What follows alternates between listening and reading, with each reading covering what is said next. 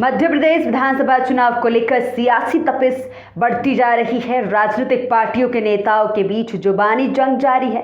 भाजपा से मुकाबले के लिए बने इंडिया महागठबंधन में सीट बंटवारे पर अब तक कोई पहल नहीं दिखी है, लेकिन नेताओं के बयानों से दूरी जरूर बढ़ती जा रही है। ताजा मामला जाति जनगणना का ही है। बिहार में जाति जनगणना हो गई है और उसकी रिपोर्ट भी आ गई है। इसका श्रेय नीतीश कुमार और लालू यादव की पार्टी आरजेडी ने मोटे तौर पर लिया है। इसे कांग्रेस में भी बेचैनी देखी जा रही है और उसने अपनी सत्ता वाले कर्नाटक, हिमाचल, छत्तीसगढ़ जैसे राज्यों में भी इसकी पहल की बात कही है। इसके अलावा वह देशव्यापी जाति जनगणना की मांग कर रही है। ऐसे में कांग्रेस आगे बढ़कर क्रेडिट न ले जाए, इसे लेकर सपा भी चिंतित और सतर्क दिख रही है। शायद यही वजह है कि राहुल गांधी ने जब जाति जनगणना को समाज का एक सिर बताते हुए जरूरी करार दिया तो अखिलेश यादव ने बात एमआरआई तक पहुंचा दी। इसके अलावा उन्होंने कांग्रेस के नेतृत्व वाली केंद्र सरकारों पर भी सवाल उठा दिए। इससे इंडिया गठबंधन की खाई बढ़ती दिखाई दे रही है। मध्य प्रदेश में सतना में चुनाव प्रचार में गए अखिलेश यादव ने जब राहुल गांधी की एक्सरे वाली बात पर सवाल पूछा गया तो उन्हें पूर्व की यूपीए सरकारों को ही निशाने पर ले लिया।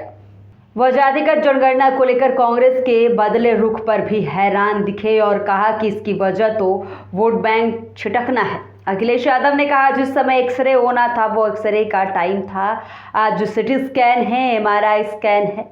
यदि उसी समय एक्सरे हो गया होता तो इतनी बड़ी खाई नहीं होती। 5% लोगों पर देश की 60% दौलत चली गई। यह कैसे हो गया और किसने किया? यह पुरानी सरकारों की गलत नीतियों के कारण हुआ। आज एमआरआई की ज़रूरत है और मुझे उम्मीद है कि जब कभी समाजवादियों को मौका मिलेगा, सबसे पहले जातिगत जनगणना कराई जाएगी। कांग्रेस वह पार्टी है जिसने आज़ादी के जाति गणना नहीं करवाई। उन्होंने पुरानी बातें याद दिलाते हुए कहा कि संसद में जब मुलायम सिंह यादव, लालू यादव, शरद यादव जैसे नेता इसकी मांग कर रहे थे तो कांग्रेस ने गणना नहीं कराई। अब जब उन्हें लग रहा है कि उनका परंपरागत वोट खत्म हो रहा है तो वह इसकी मांग कर रहे हैं। यही नहीं, अखिलेश यादव ने साफ कहा कि इंडिया गठबंधन के बारे में आगे देखा जाएगा। उनके रवैये से साफ था कि वह कांग्रेस से समझौते में दबना नहीं चाहते। इसके अलावा ओबीसी वोट बैंक पर कांग्रेस की दावेदारी भी वो सहज नहीं है। ऐसे में पहले ही जाति जनगणना की मांग करते हुए उसका क्रेडिट लेने की कोशिश में भी आगे दिखना चाहते हैं।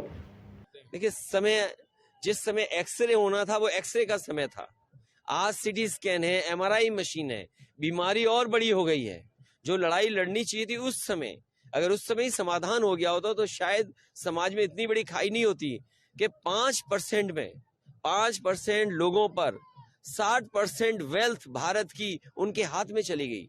कोई कल्पना कर सकता है कि भारत इतना बड़ा देश, 140 करोड़ आबादी का देश, और 5% लोगों पर पूरी की पूरी धन दौलत हो देश की? तो ये किसने किया? ये पुरानी सरकारें जो थीं उनकी गलत नीतियों के कारण थीं। जब एक्सरे करना था तब एक्सरे किया नहीं तो बीमारी बढ़ गई। आज एमआरआई, सीटी स्कैन की जरूरत है। मुझे उम्मीद है कि जब कभी भी समाजवादियों को मौका मिलेगा, सबसे पहले जाति गणना कराई जाएगी। कांग्रेस वो पार्टी है जिसने आजादी के बाद जाति गणना नहीं कराई। लोकसभा में नेताजी शरद यादव जी, लालू प्रसाद यादव जी, तमाम दक्षिण भारत के दल जब मांग कर रहे थे जाति गणना की तो कांग्रेस पार्टी ने जाति गणना नहीं कराई। आज क्यों जाति गणना कराना चाहते हैं? क्योंकि वो जानते हैं कि उनका ट्रेडिशनल वोट उनके पास नहीं है। वो पिछड़े, दलित और आदिवासियों की तरफ देख रहे हैं। पिछड़े, दलित, आदिवासी भी जानते हैं कि आजादी के बाद धोखा उन्होंने दिया, इसलिए इस बार उनकी कहीं बात बनने वाली। इंडिया गठबंधन कैसे चलेगा? ऐसे में इंडिया गठबंधन आगे देखा जाएगा।